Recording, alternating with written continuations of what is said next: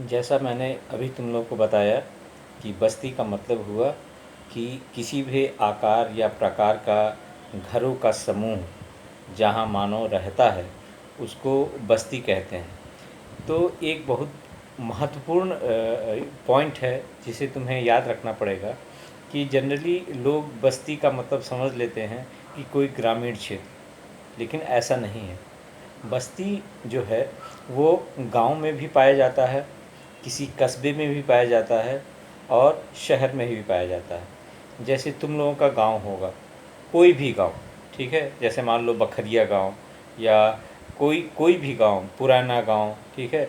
तो उस पुराने गांव में या बखरिया गांव में जो इलाका, जो लोग जहाँ रहते हैं, उसको भी एक बस्ती कहा जाएगा, ठीक है।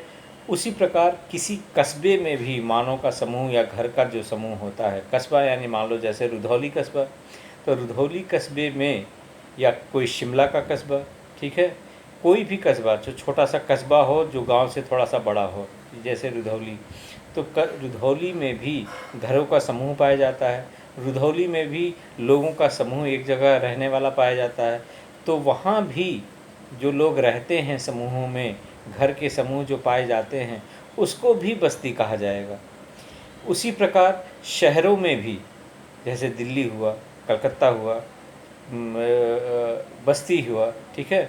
तो यहाँ भी घरों का समूह पाया जाता है, यहाँ भी लोगों का समूह पाया जाता है और विभिन्न प्रकार के आकार इसके होते हैं। लोगों के का जो मोहल्ला हुआ या लोगों की बड़ी कम्युनिटी हुई, लोगों का बड़ा समुदाय हुआ, उसके अलग अलग आकार और प्रकार होते हैं। तो शहरों में भी जो लोग रहते हैं, लोगों का जो समूह होता है, घर का जो समूह होता है, उसको भी बस्ती कहा जाता है।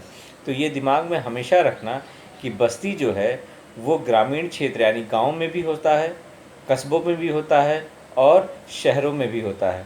केवल लोगों का समूह होना चाहिए, घर का समूह होना चाहिए, जिसे हम बस्ती की संज्ञा दे सकें।